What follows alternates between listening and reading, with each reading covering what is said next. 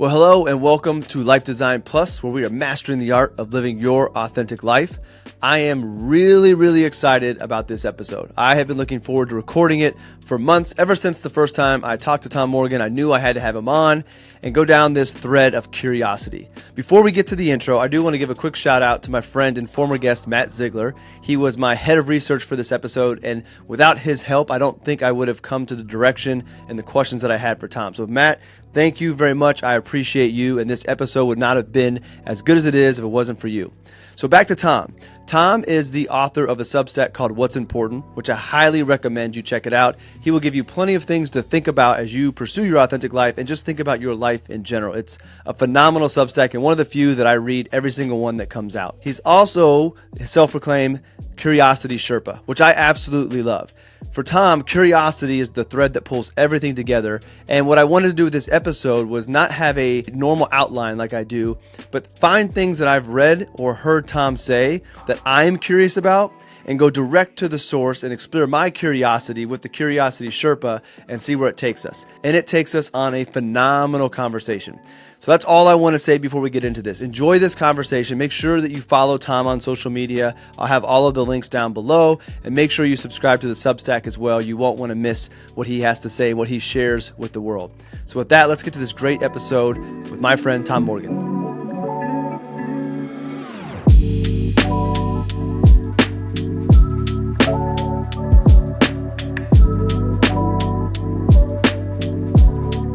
I never thought of my podcast as an exploration in my own curiosity, and these different things that talk to aligning your spirit, mind, and body and living your authentic life. And since you are the Curiosity Sherpa, I thought instead of coming at this with a planned flow, I want to explore my curiosity of the things that I have read or heard from you and go deeper into them.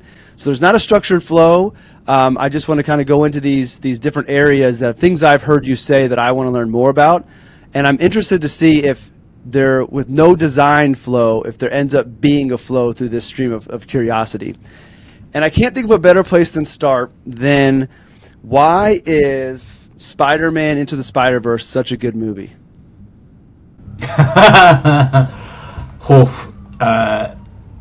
It operates at incredible pace.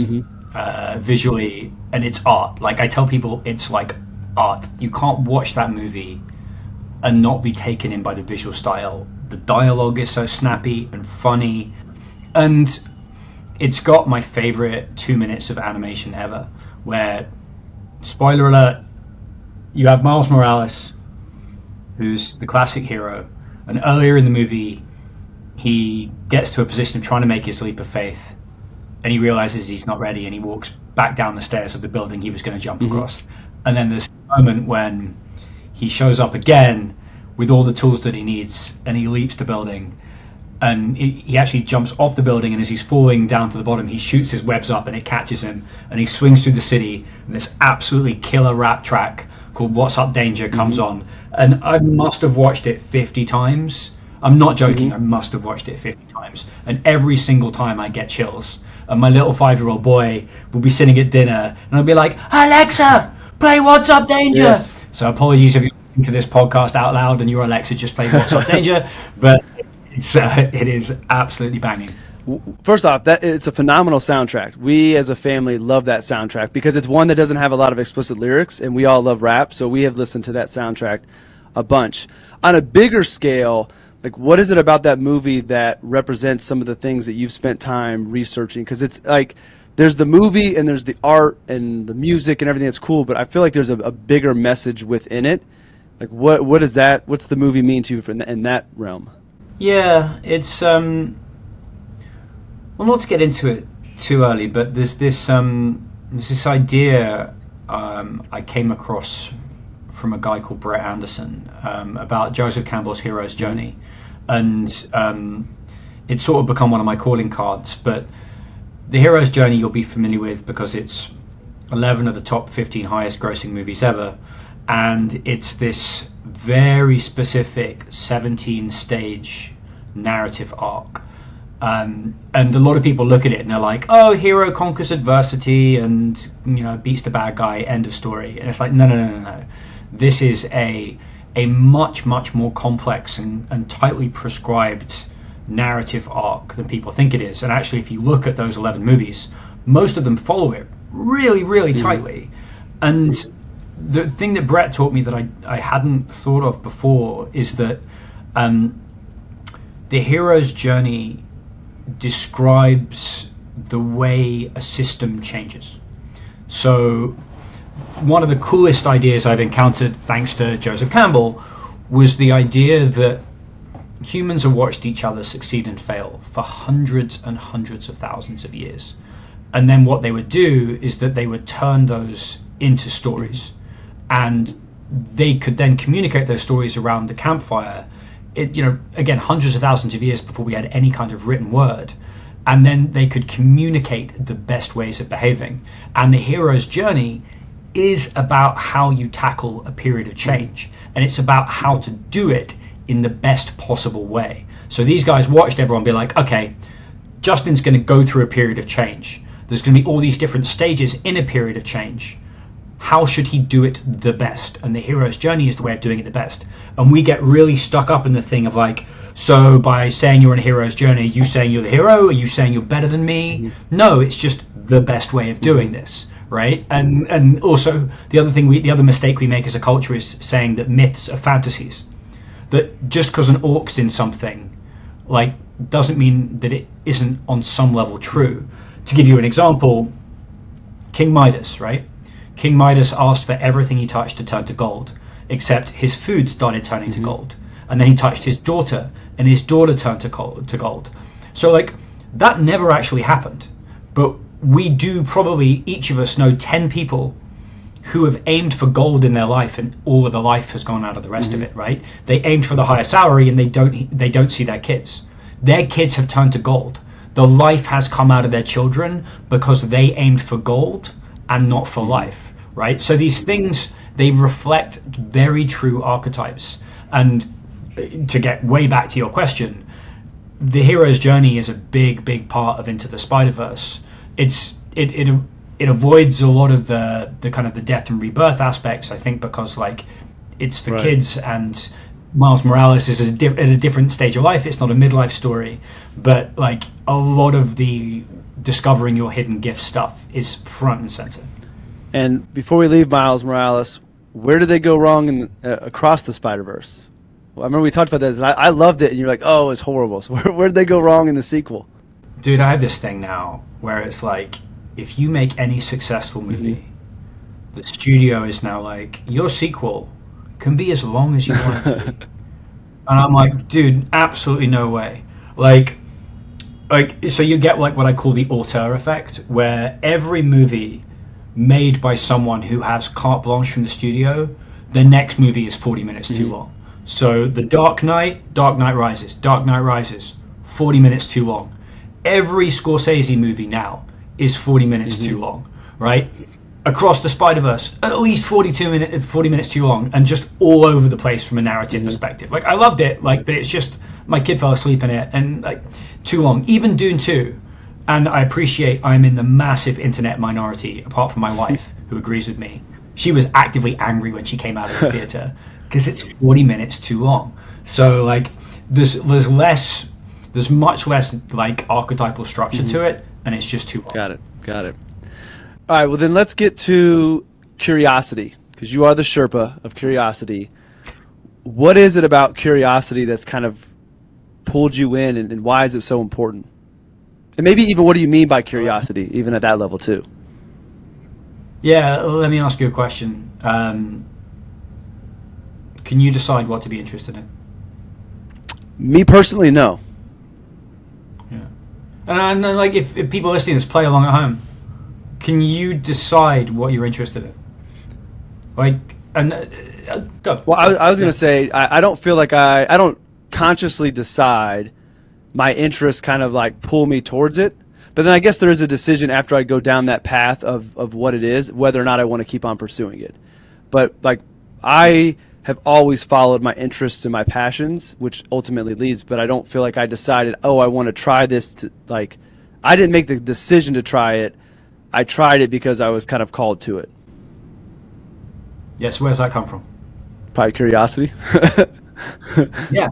No, but this is the incredible question. We're two questions deep. Where does that pull come from? I believe it is from like a higher power, from like source or whatever Yeah. you want to call it. Nobody's got any idea. Right? Nobody's got any idea. I've been studying this for 10 years. And nobody has any idea. Like, I've got like 50 answers for you, and they're all amazing, right? Like, is it evolution? Is it the universe? Is it God? Is it the concept of emergence? Is it the Tao? Like, there's so many answers, and they all point to roughly similar things. But it's just a wild thing to me that you're like, oh, like we use this word curiosity all the time, and you ask people like, oh, so why are you interested in that? Like, and we all know that like you're interested in very different things to me, and so it's personal. Certain things are more interesting to more people, right? But generally speaking, there will be stuff that I care about that bores my wife to tears. My wife loves The Real Housewives, adores it, right? And I would rather stick pins in my eyes than watch 10 minutes of The Real Housewives, right? And likewise, there's so much stuff. Like literally any book I read, my wife will kill herself rather than read those things. So like, it's really different, which implies that there's some aspect of personalization to this. And every single person I know that's happy is relentlessly curious. And there's actually a lot of data behind this. My favorite is probably that they did a study of 30 years of wisdom research.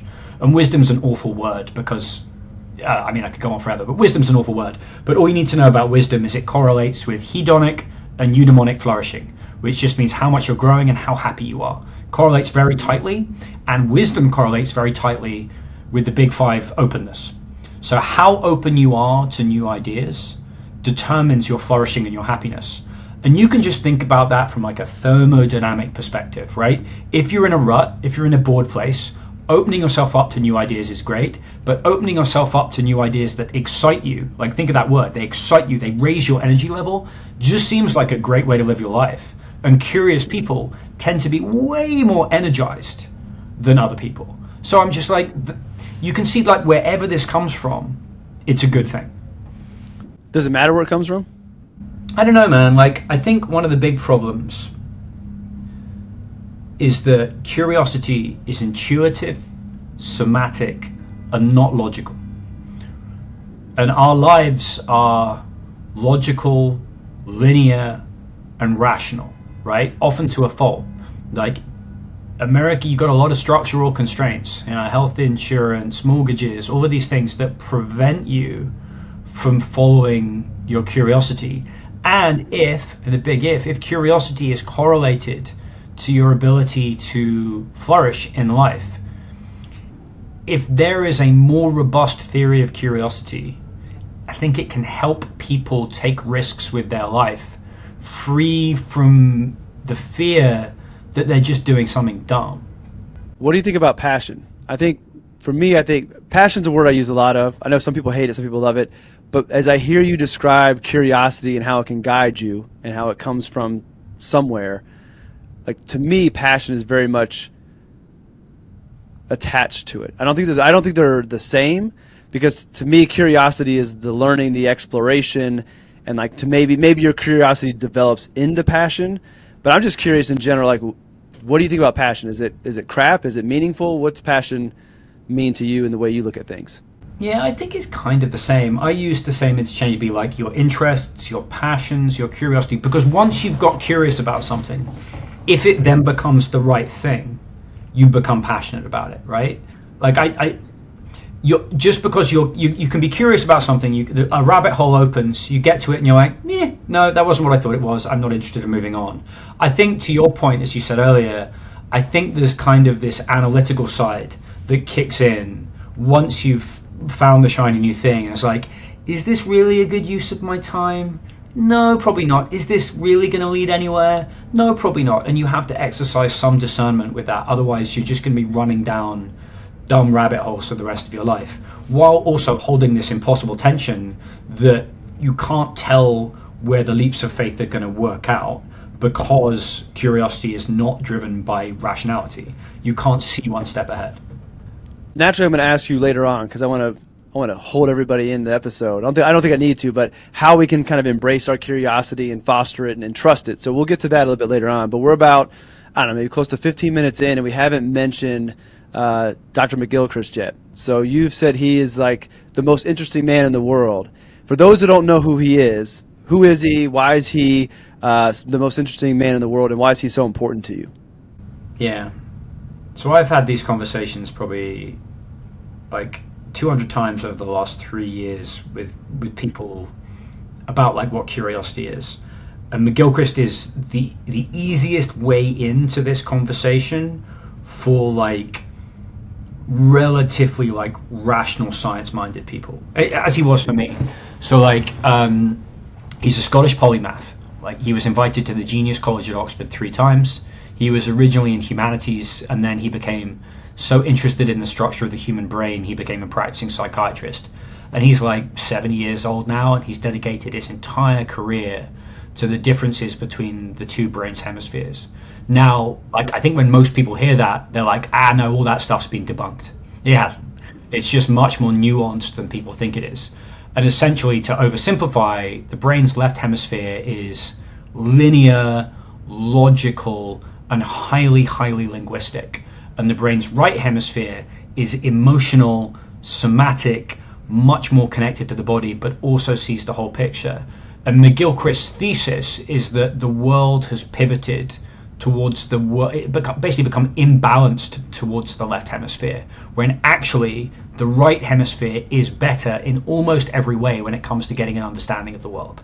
So like it's created all of these incredibly difficult cascading problems, which I would define under one umbrella of disconnection. That basically the left hemisphere is intrinsically disconnected from the world. And when you look at anything we're doing that's done right now, environmental destruction, geopolitical like conflicts, all of the institutional breakdown, political polarization, breakdown of the family unit, the mental health crisis, they're all about disconnection, different forms of disconnection from each other. And the left hemisphere deals predominantly in abstract ideas. And so like it is what disconnects us from the world. And the problem with being disconnected from the world is it gives us the illusion that we have more power than we do over things that are highly, highly complex. So the one story I tell people that I think is very interesting is Smash Sparrows, where Chairman Mao noticed that sparrows were eating grain reserves, and so he instructed the Chinese population to kill all the sparrows. They killed all the sparrows. There was a locust infestation that killed 50 million people. It was the worst man-made disaster in history, because they were like, we're going to control this one variable, and then once they controlled that one variable, everything else exploded. And like you're like, well, that was really dumb. And you're like, well, no, but we keep doing it every single day with like a million different aspects of our lives where we control one thing. Like that's the Midas effect, right? King Midas says, I just want gold. No matter what, I just want gold. And everything else dies. In the same way that Chairman Mao says, I just want those sparrows dead. And everything else dies. So like we continuously do that. And that is a legacy of this this major imbalance towards the brain's analytical left hemisphere. Have you had a chance to meet him yet? I interviewed him in person in like 2021. Oh, cool. But he owes me some royalties for his book now, because like the book is The Matter with Things, and if you're listening to this, I mean the book is like 1,500 pages, so like it's a beast. It's a beast, man. But yeah, he owes me some money. How was that interviewing him? Like to meet and like interview somebody you hold in such high regard. It was funny, man, because like I go to some pretty weird places. But the first one was I was like one of the central insights that I felt I had when I read his book was that the hero's journey is itself about how a human transitions from being left hemisphere led to right hemisphere led. And I raised this idea with him, and I was like, dude's gonna think I'm crazy. And he was like, yes, I think that is true too. And I was just like fist bumping. I was like, yes, the guru thinks I'm right, because I do think that's right. But yeah, so it was a dream, and hopefully like I'll get to interview him again at some point. Awesome. Is that like, can we find that on YouTube? Can I link to it so we can see it, or was it a private? No, it was with my prior employer, and they were all private interviews. So I hope to do a public one in future where I can fanboy out. We definitely got to make that happen. But there is something I will link to, and it's your video that you gave the presentation at, was it Exchange or whatever the ETF conference was that you were down in Miami. but I'm actually going to link to the one that you did that was just you and your slides. And there's some things in that I want to ask questions on and give you an opportunity maybe to dive deeper into maybe what you shared on that slide, that like when you look back on it, like, oh, I wish I would have said that. Because every time we present something, like there's something we wish we would have said or explained it a different way. And I want to dive into that because I'm curious, and also give you opportunity to like expand upon it more. And I want to start with the four horsemen of the meta crisis. So geopolitical, institutional, ecological, and mental. Kind of like, what's your theory behind this? And then after we kind of work through those, I'm curious if you think one of those is a greater crisis than the rest. So wherever you want to go in this realm, I want to learn more about those four crises. Well, let me tell you another story. So one of the McGilchrist's experiments, he found that if you experimentally suppress the brain's left hemisphere for 10 to 15 minutes on a normal subject, people would start to see the world around them as more alive. So they would see the sun moving across the sky, actively giving them energy. And if you experimentally suppressed the brain's right hemisphere for 10 to 15 minutes, people would start to see other living things as dead. So I would be looking at you, and instead you would appear like a zombie or a piece of furniture or a piece of machinery. And I think in there you have a diagnosis of the metacrisis, which is that if you imagine that we treat the world like that entity that sees a zombie where a living thing should be, you're like, we can manipulate the world in a way that gives us control over it, but ultimately kills it. Which again goes back to the Smash Barrows thing, right? Which is like, it is super easy for me to kill you if you're just a Jew, right? If you're just another Jew, or you're just an Iranian or an Israeli or a Republican or a Democrat, right? By putting an abstract category on someone, you other them. And when you other them, you strip away their humanity. And so that's, again, this kind of disconnection where the repressed hemisphere looks at a person and sees a piece of furniture. And in that same mentality, I can look at someone and see a label. So any efforts to put labels on people can often be like brutally murderous, because it strips the individuality and the humanity from people when you're just adjusted. You're not a member of any category. You're totally unique. So that's one where like you get the meta crisis that comes out of disconnection. I think the same thing's happening politically in terms of our ability to see each other as non-human and not understand each other and not connect, because most of these debates are done with anonymous non-human people on social media, right? And maybe even bots being spread by America's adversaries, right? Like, you never know how big of a factor that is. And then there's a lack of institutional trust, I think, because a lot of the institutions have this dumb control thing, right? That they themselves have this dumb left hemispheric idea where they're like, no one can see what we're doing, so we're going to do something really stupid that is a single point of control. The rest of the population who now has access to information can be like, well, that's really dumb, that thing that you're doing, and we can tell that it's really dumb. But people in charge of the institutions are like, oh, I bet the public can't tell that this one thing we're doing is incredibly dumb.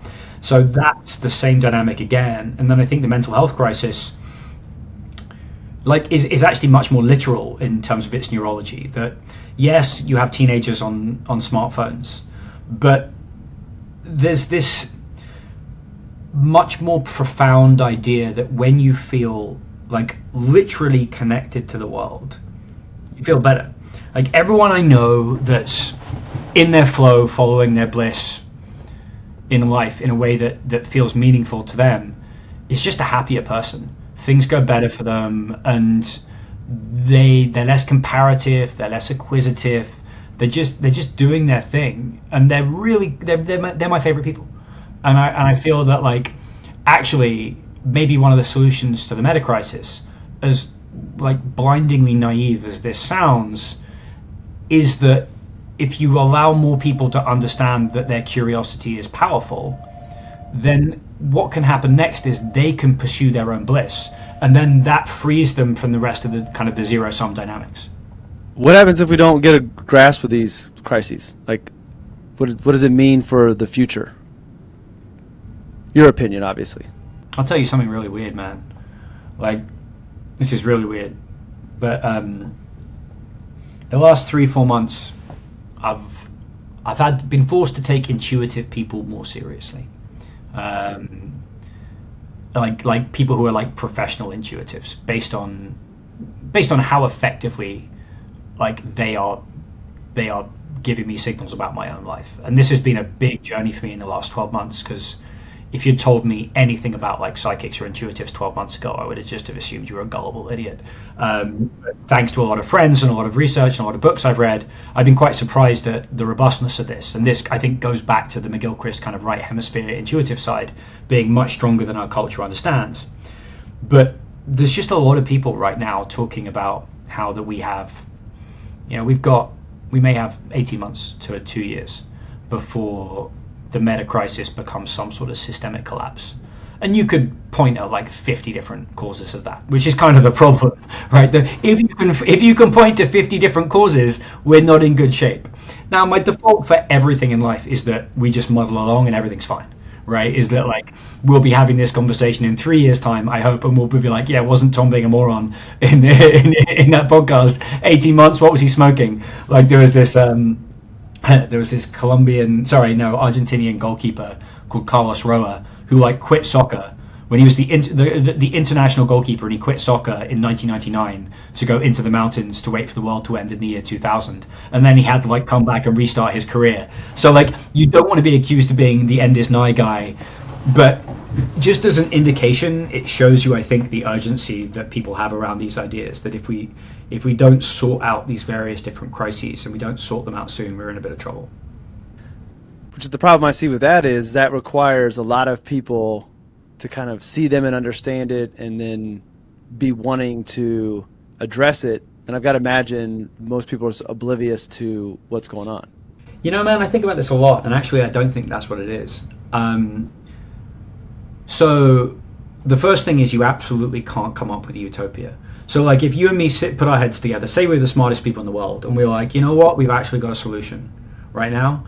Like every time humanity has tried to do that, it's ended in like the gulags or Jonestown or Pol Pot's Cambodia, right? We're like, don't worry guys, we've got a perfect solution for this problem, everything's going to be fine. Then everyone dies. Within 2 years, everyone's dead, right? So utopias don't work either. So you're like, if tyrannies don't work and utopias don't work, like how do we get out of this like this massive global knotted problem? Well, I think the answer is crazy but true, which is that it's kind of related to what I said, right?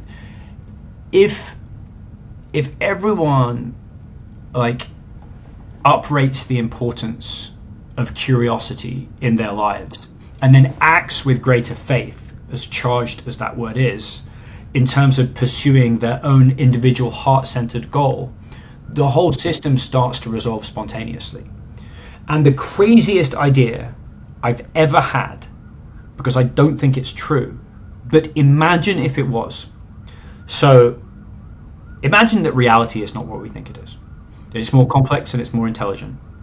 And that actually the ability to pursue your self-determination, to follow your dream, assuming it's the right one, and that's something we can talk about in a minute, how you know, but assuming you pick the right dream in service of the world, economic privilege isn't a factor. So that the world will align itself around you to make sure that you have enough. Can you imagine the world that would create, where every single person is like, screw it, I'm gonna take my shot. I'm gonna take my shot and see where the chips land, right? And societally it becomes acceptable to do that. I mean, like, it would be total chaos for at least 2 years, because no one would be delivering your food, there'd be no fry cooks, right? There'd be no accountants, no one would be doing the terrible jobs, right? Like, and if they were doing those jobs, they'd be doing them out of joy and bliss, because I'm sure someone wants to be an accountant, right? Like, but there'd be this massive restructuring of society. But again, if you assume that the universe is intelligent, that will work out eventually too. So the question is like, how intelligent is reality? Because we sort of have this viewpoint that the capitalist market system exists outside of the intelligence of the universe. And I'm like, what if that wasn't true? I mean, that would immediately solve the meta crisis overnight. Like, it's not going to happen. But on the margin, if you can convince more people to go into their own lane, then people don't try and fill those holes with dumb things like, screwing over other people or buying stuff for the sake of trying to fill an empty hole inside them, right? Like, people just become much more integrated into the whole. All right, time for a very, very short interlude. This one is for my financial advisors out there in the audience. I know I have both financial advisors and non-financial advisors, which I absolutely love, but I want to let the financial advisors out there know that I have created a version of Life Design Plus, the relationship that's at RLS Wealth, but specifically for financial advisors, Life Design Plus FA version, if you will. This is designed to help you advisors that are where I was a couple years ago, finding yourself deep into your career, building a good business, but feeling like there's something more to it. Maybe it's on the personal side that you need to align with your business, or maybe you need to align the business with the personal side, or maybe you need to figure both of them out. So Life Design Plus for advisors is specifically for you. We will go through the Kinder Evoke process personally, figure out who you are, what's the life that you want to live look like, and how do we make those changes. And then we come over and look at your practice. Does that align with that authentic version of yourself? And if not, how do we shape that business to fit that? What does your authentic practice look like? If you're an advisor, probably 15, 20 years into your career, if I had to guess, or you're, early on thinking big picture, and you want to get clarity about making sure that your business reflects who you authentically are and you can authentically be yourself in your business, let me know. jc@justincastelli.io is the best email you could reach out to me. My DMs are open on all of the social medias, or even put a hand up in the comments down below. But my guess is you probably don't want that being public. So DM me, email me. Let's have a conversation. See if Life Design Plus for advisors is right for you. I'm really excited about bringing this to my peers, as well as being able to help anybody out there design and find their authentic life. All right, let's get back to this awesome conversation with Tom.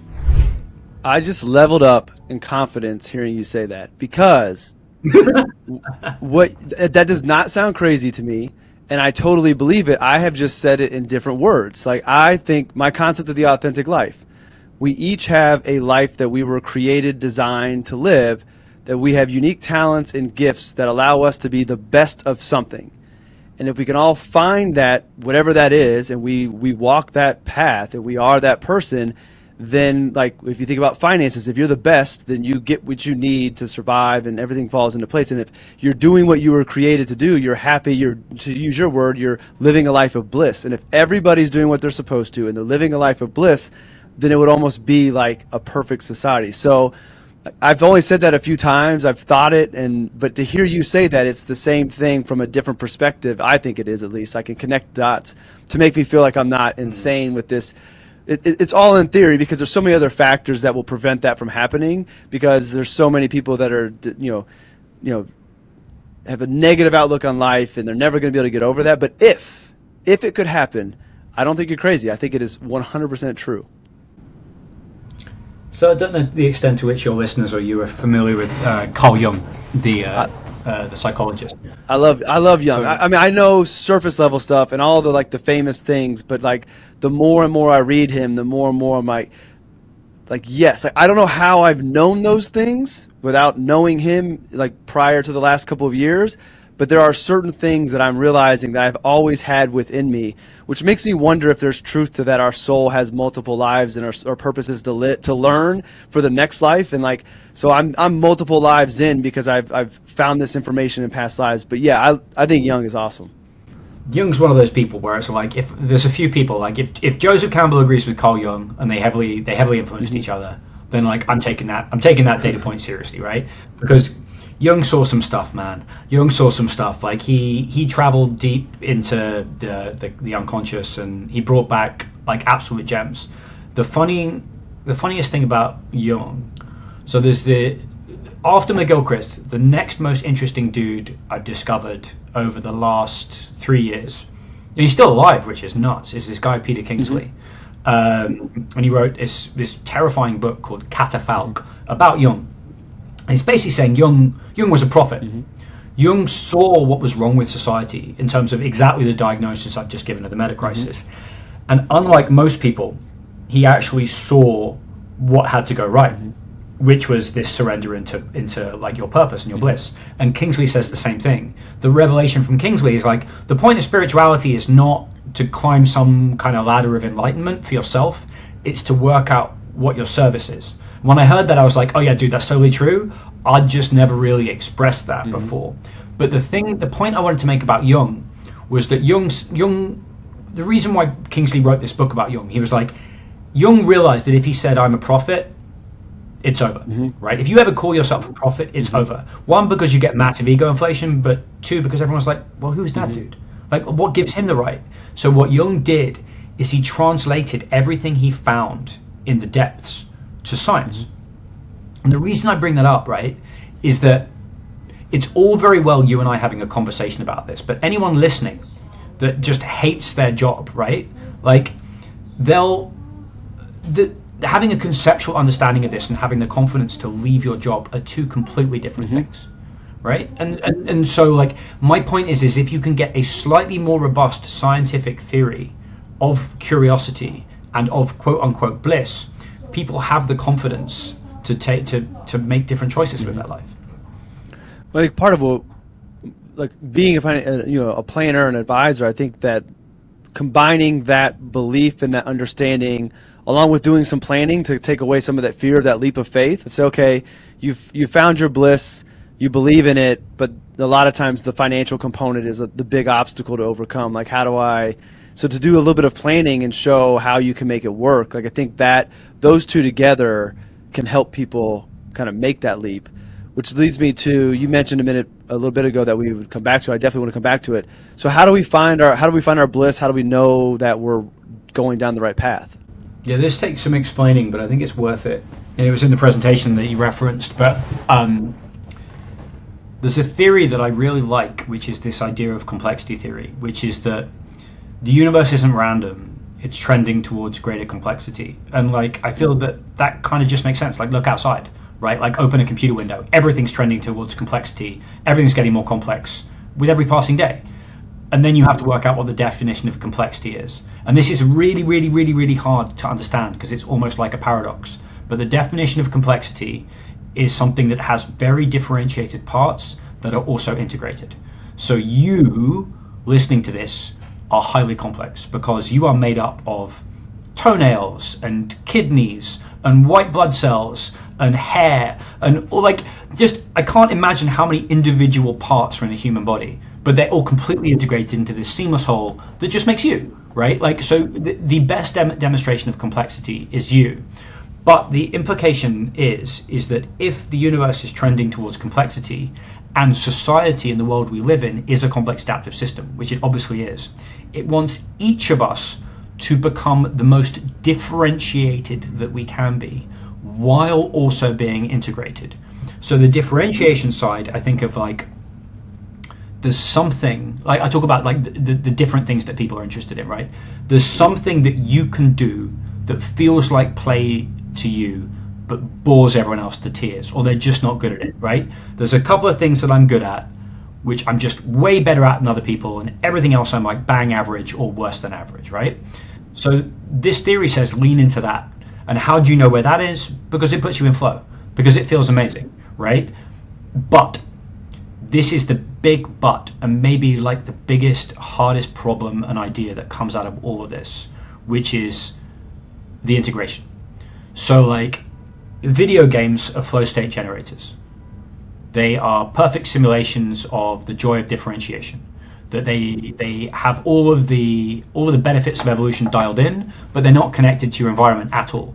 So getting good at video games, God bless it, I spent most of my life playing video games up until recently, but like, doesn't really transfer into any other area of your life, right?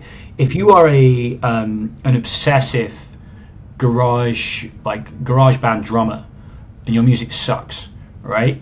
Like, that is not integrated. You have to be offering your gifts to the world in a way that the world rewards them.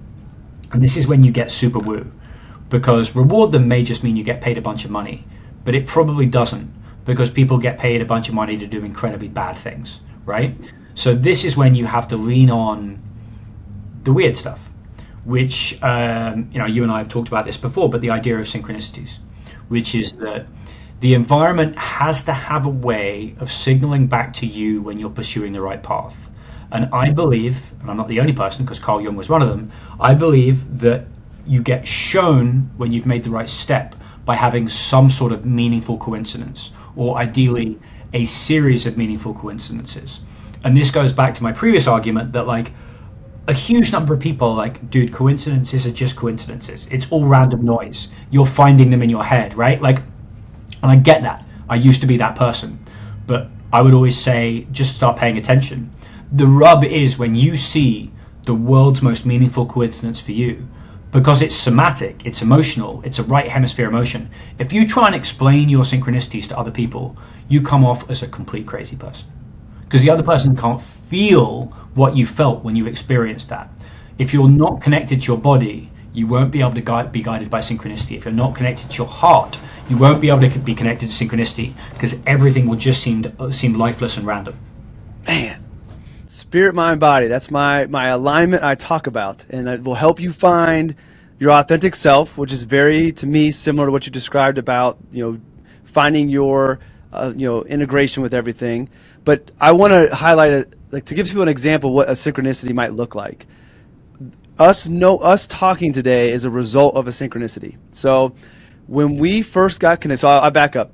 Matt Ziegler, who I mentioned before, he's who put you on my radar. I was reading your stuff for a while, and for maybe a week or two, I thought, man, I really want to DM him and just let him know that I appreciate the work that he's doing, because I know what it's like to create, and you may not hear from the people who are consuming your content, so sometimes it feels like you're yelling into a void. So to get a note that says, hey, thanks for writing that, or I appreciate it, to me means a lot. So that's all I wanted to do. And so I send you this DM on Twitter. I don't know if you remember this, but I DM you, and like within a minute, you are DMing me back saying, funny you should be DMing. I literally just looked at your profile a couple minutes ago. And it's like, I'm been thinking about it. I finally DM you. As I'm typing, you're looking at my profile. How you know me, I don't know. And I was like, yes, this was meant to be. We're supposed to know each other. I don't know what comes from it, but that was a moment of synchronicity. And I shared with you offline, and I only want to share a little clip of one today because I don't want to share what I think it means until later on. So I'll circle back to this part. But on my way into work, everybody knows I see bald eagles. Today I saw a random vulture on the road on the way into the office on a path that I don't normally take. And as I passed this vulture, he like turned and looked at me. So again, to your point, to everybody else, I'm crazy. Like, so you saw a bird, big deal, and it happened to look at you. Like, you're telling yourself a story, but I know what that vulture means. And when the time is right, I'll circle back and I'll reveal what it meant, what came beforehand, and why it was so exciting. But like, to me, those are the moments of synchronicity. My youngest ones are now picking up on, or my boys are picking up on. Roman will see bald eagles now. Leo, my middle, he sees repeating numbers all of the time. And we haven't started to like dive into what those mean, but he'll always be like, Dad, it's 3:33, 5:55. And I know he's not waiting for the clock to turn. He just happens to notice it. And to your point, when you open up to it and you are on the right path, they happen all the time. Like I get them all of the time. And it's so cool. And I just think it makes life almost like a game that you're like getting these confirmations. And that makes me want to go a question, and we can wait a second to answer it. I didn't think about asking this earlier, but you mentioned video games, and I've had somebody say that like life is like a video game, that we are kind of like in a simulation, and that we are all Mario in Mario World, and like somebody or something's controlling us. I don't know if you have any thoughts on that perspective on life, of if like this is like a simulation, if we are Mario and Luigi, and like, do you have any thoughts on that? Put a pin in that. I'm coming back to that in a second, because I want to share an idea with you. So like my friend Jim O'Shaughnessy did a podcast a couple of weeks ago with this guy Rupert Sheldrake, and people listening to this will be like, when your kids get tuned to 3:33, they'll just notice it when it's happened. They're not making it happen. It's not happening anymore in the environment. It's just, if I say notice the color green, you'll notice the color green more because you'll be more alert to it. That's the common rebuttal. Sheldrake's thesis, which I won't go into the details, but one of these ideas is telephone telepathy, which is how when you're thinking about someone calls you, right? Or vice versa, right? Happens all the time, right? But the skeptic would be like, think of all the times you're thinking about someone and then they don't call you. You only notice it when it happens, right?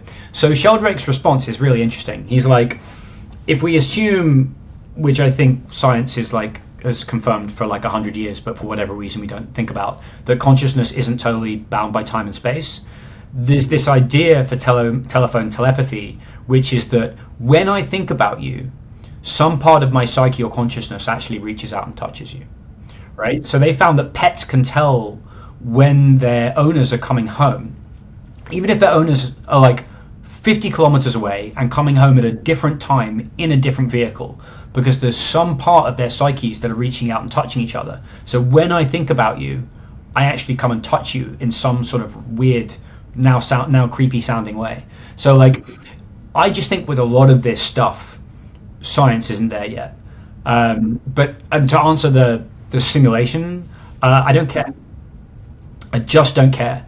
What I would say is that, like, this is going to be an unfair thing to say, but like, a lot of the simulation theory stuff is often shared by like very left-brained autistic Silicon Valley guys who see the world as kind of a simulation anyway. And I would say, if you think the world's a simulation, walk into like a children's cancer ward and go up to the parents and be like, oh, don't worry, like, it's a simulation, like, and see how quickly it lasts until you get punched in the mouth, right? Like, and I hope it's quickly, because I take this life really seriously, and I take the people I love really seriously. And if it helps you understand the rules of life as they're to be played and to play this game more fully, yes. But if it trivializes the existence that we're in or makes you think it doesn't matter, that just kind of jars with me a little bit. I would agree with that. I could never like truly understand it. Like, I couldn't understand, like, my consciousness is actually controlling the controller of me. So I kind of gave up on it. But it makes you think of a movie I just want to recommend people watch, is Free Guy. Like, because it's kind of like playing into this simulation of being a game. But I think there are so many truths in that, despite it being based on a character in a video game. But I think it's a really good movie. I think we talked about that last time we chatted briefly. Like, with all of this, I'm getting more focused as I get older, which is that my wife is amazing, but she doesn't care about any of this stuff. Right, and we'll be listening to podcasts. Although she doesn't let me listen to podcasts with her anymore about this kind of stuff. And she's always like, "Great, what's the point?" Right? And the framing I have for at least the near future with what I'm doing with my life, which is that you need to give me three things, which is that tell me where the map I'm using of the world is incomplete. Then tell me what it's missing. Then tell me how knowing this is going to change how I act in the world. So let me just give you like a super simple example. So like McGilchrist model tells you that you're overusing your intellect. So that's the part of the model that's incomplete. What do I add to that? Use of more intuition. How does that change how I act in the world? There are ways of me upregulating my right hemisphere and taking it more seriously, right? So that's this three-part model. Whereas it's like UFOs. UFOs are a super interesting topic that I've had to take more seriously because serious people are taking them seriously. But I'm like, model, there's a world without UFOs. What you add to it, a world with UFOs. Practical application, as far as I can tell, zero, right? Zero practical application. So I don't care about that topic, it's going somewhere else. Like, there is too much in the world and too little time. And it's the same idea with simulation theory. You think you live in the real world, no, you live in a simulation. How is your behavior going to change? If it isn't going to change, I don't care, right? Don't bring me that information. And I feel like being able to narrow down to that third option, whereas it's like, okay, if I learn this piece of information or I go down this rabbit hole, how would learning this change how I act in the world? Because if it doesn't, move on. I think it's a great framework because it just leads to wasting time and energy, especially if it's not going to change anything for you. So I think it's a great framework. Yeah. And I think it's ultimately where I got to when I realized I can't understand it and it's not worth pursuing because maybe I didn't realize it, but it's not going to change the way I do anything. It's just more of like, oh, can I fully understand how this game is played if that's really what it is? And I just gave up. But I was just curious. Yeah. Well, I think if you can be like, here are the rules of the simulation, that would be amazing, right? Because that would change how you acted in the world. But then you'd be like, well, what are you using to determine what the rules in the simulation are, right? It's a kind of a bit of a circular reference, right? Like, I mean, the thing that's interesting, and this is actually really interesting, and not something I've ever talked about before, but you have like Jordan Peterson, very controversial Canadian psychologist, says brilliant things, says terrible things, often in the same sentence. But he talks about the fact that video games mirror reality, And that's actually a really interesting idea, that the reason video games are addictive is because they mirror the structure of reality. So the world isn't a simulation, but video games will show you how to go about living your life. And so he says, one thing which is like, there are lots of bosses or bad guys that you can fight in a video game, right? But you don't have to fight them all. You just have to fight the ones in your way. And when you fight the one in your way, it drops a power up. And the bigger the dragon, the bigger the power up. And that might be literally true of life, which is when you confront a big fear of yours, it will confer a benefit on you that you can integrate into yourself. And so like there's all of these different aspects of video games that have been weaponized that actually reflect the nature of human evolution. I had a thought as you were talking about the bosses. I'm curious to get your thought on this. I think about Mario Brothers, because I didn't play the sporting games growing up because I always sucked at them. My friends would beat me, so like I didn't like those. But so we have to fight the bosses that are in front of us. But as you know, in Mario, there are ways to skip levels. So like, what is that? What like if the video game mirrors life? What is the shortcut to bypass 3 or 4 levels to get further along? Like, what would be the equivalent of that, or what does that represent? If you have any thoughts on that. For me, it's extreme. Yeah, I do. I've dealt throughout my entire career, 20 years with incredibly wealthy people, and a lot of them have the cheat code on for life, and that sounds good unless you've ever played a game with the cheat code on, right? Like Contra. If you ever played Contra when I was a kid, right? Like if you get the invincibility code, you'll just walk through the game, right? Or like Grand Theft Auto, like it's fun for like a few minutes, and then you're like, oh, what was the point when there's no stakes? And a lot of people playing with no stakes. Like the point of Mario is not like, if you could just boot up Mario on your NES, right, and then just click a button and you'd get to the end screen. Like, what would be the point? And I think that wealth often provides that. And I think a lot of people will be listening to this being like, boo-hoo, I'll give me a shot with the billions and I think I'll be all right. But if you've never known anything but extreme wealth and you have no friction in your life, that's actually a really bad setup. And I think it's like being in a video game with the cheat codes on, which it sounds amazing to all of us, but would not be great. I wonder what it says, like if the person was always, like I think about Mario, I forget what floor it is, but like you can jump to the top and like run all the way across, and then you get past the boss, and then you drop down and you can go to levels 2, 3, and 4. I wonder what it says about the person who constantly does that versus the one who wants to go through and beat all the bosses. Like, is the person who always goes straight through and plays it the right way, are they more successful in life because they're willing to take on those bosses, and the other person's looking for shortcuts? There may be nothing to it, but that's interesting. As you say it, like that's where my mind's thinking, like, well, okay, what does it say about the person who always looks for the shortcut versus the one who knows it's there but says, I'm not taking that, I'm going to go beat it straight up? Dude, like I bought Elden Ring, which is like this, like I hadn't played a video game in like 5 years apart from the sports games, because unlike you, I love them. And I was like, this game got like 99 out of 100 on every review platform. So every so often I'll buy a video game just to be like, how far has the genre moved on? And this game is like legendarily difficult, like absurdly, stupidly difficult. And obviously it was completely the wrong choice for me as like a casual gamer.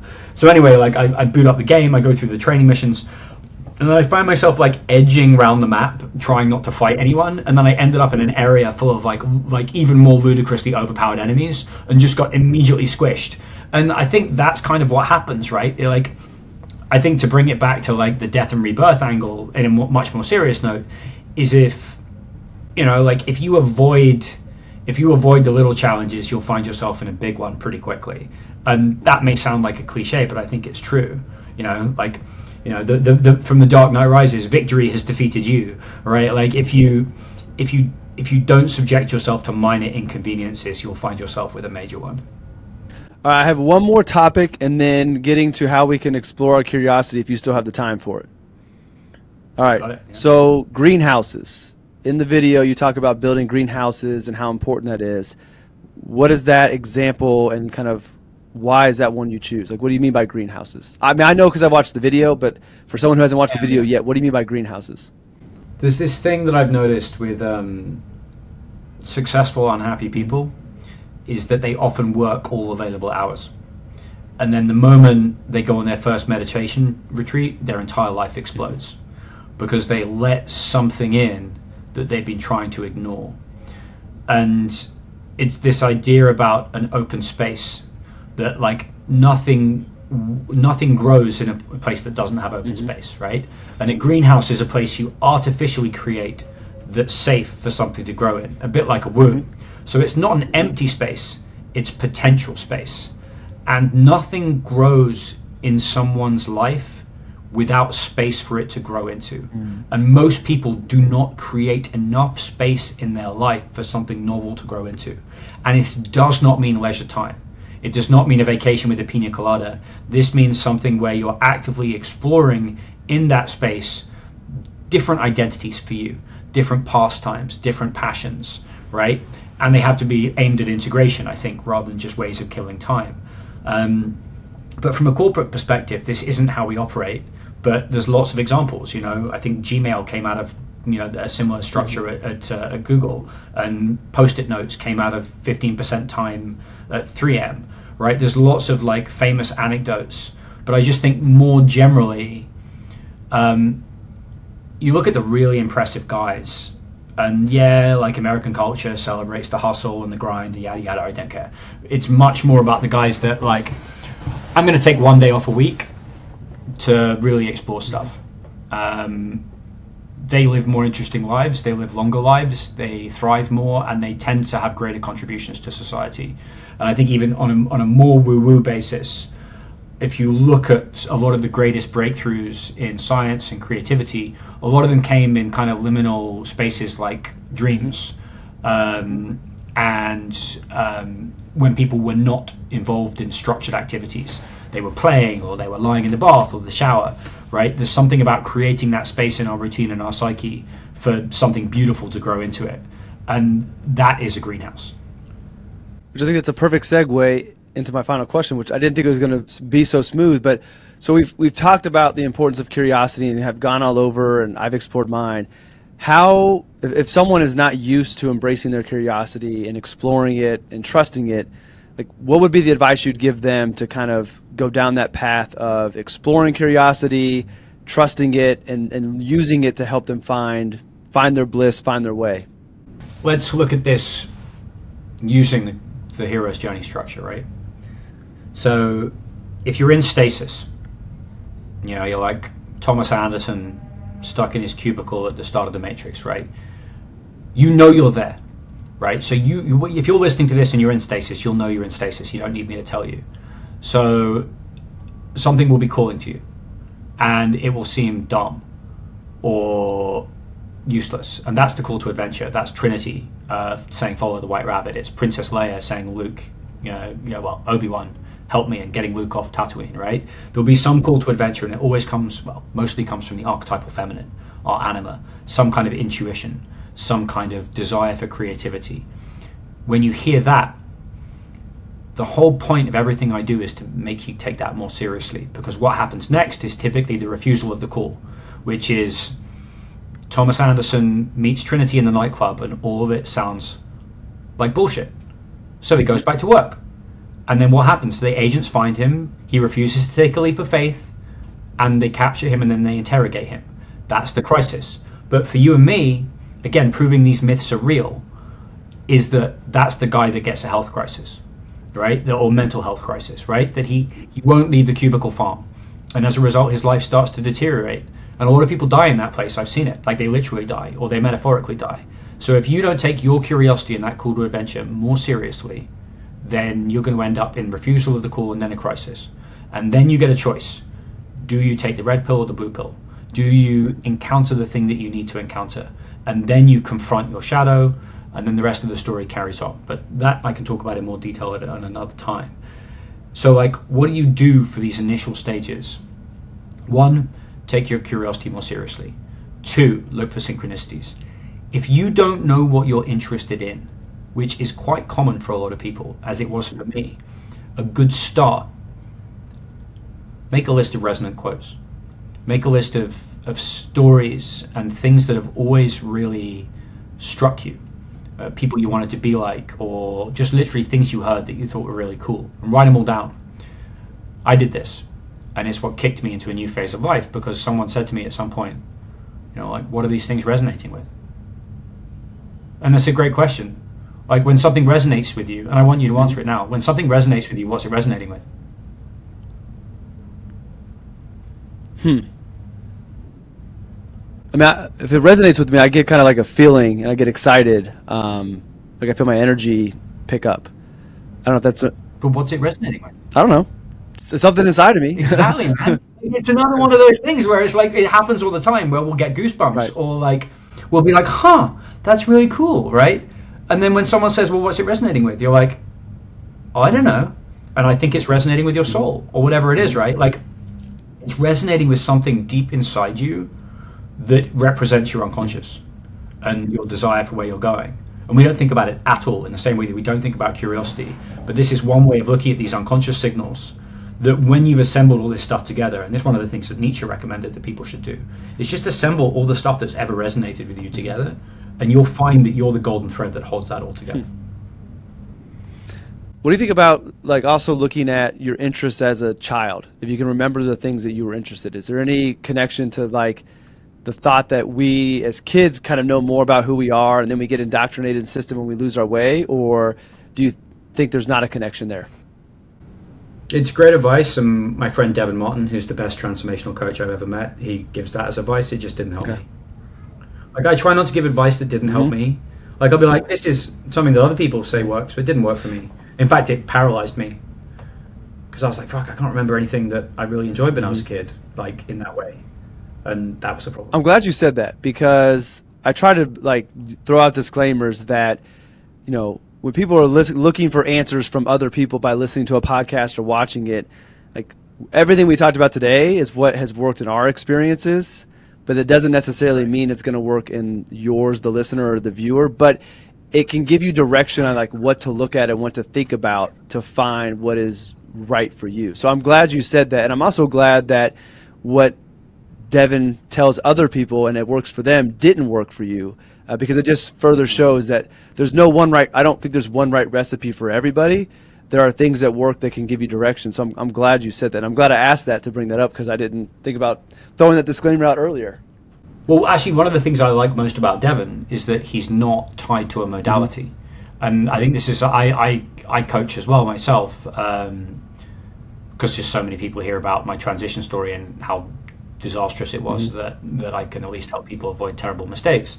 But it's like, if I'm looking for a coach or a therapist or anything, I like people that are kind of relatively modality agnostic. Now, some things work way better than others, in my opinion, but the guy that's just tethered, the guy that's just all about psychedelics, right? Like, it always makes me a little bit nervous, because nothing is a cure-all.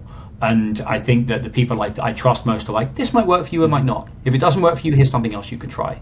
I'd much rather get like a Swiss Army knife than the guy for whom everything looks like a nail. Well, man, this was everything I had hoped it would be and more. And I hope that we can do this, like, periodically as we both explore our curiosities and learn new things, just kind of like see what Tom's learning and what he's seeing.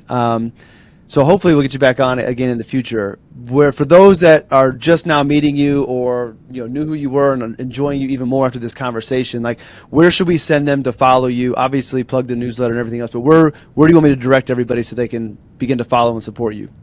Thank you. I neglect my wife and children by spending too much time on Twitter. I love it. I'm at Tom Owen Morgan on Twitter. And then my Substack is called What's Important, where I write relatively infrequently, because I try and make each piece valuable. They're always amazing pieces. So, like, it's one of the few newsletters I'm subscribed to. So I would totally recommend getting it, especially if you enjoyed the conversation. Any closing thoughts that you have that you want to make sure we address and maybe we forgot? And if not, I'll let you get to your afternoon and get to the family. I'll just kind of reiterate what I was saying, which is that for anyone listening, they're like, should I try that thing? Should I try it? Like, I don't mean burn your life down. Right? Often it isn't burning your life down, but the universe can't respond to you until you offer it something of value first, right? Why would it ever work that way? Why would it ever just throw something in your way without you having given it an indication of who you are? So I'll say, if there's something you can do to get this ball rolling, it's to open yourself to the world. You know, one of my favorite expressions is love is mutually accelerating disclosure, which makes you think of that time you go on a date with someone special, and by the end of the date, you know everything about each other's lives. Like you just accelerate and accelerate and accelerate. And I think that reality works the same way, which is that when you're thinking about what to create, make sure that it's about you and open yourself to the world, and the world will open itself back to you, because that's how you can find out who you are and how the universe can direct you to where you should be going next. I'm not even going to say anything else. Tom, I appreciate you and your time and all the work that you do. Thanks for coming on and sharing all this, and I do look forward to doing it again sometime in the future.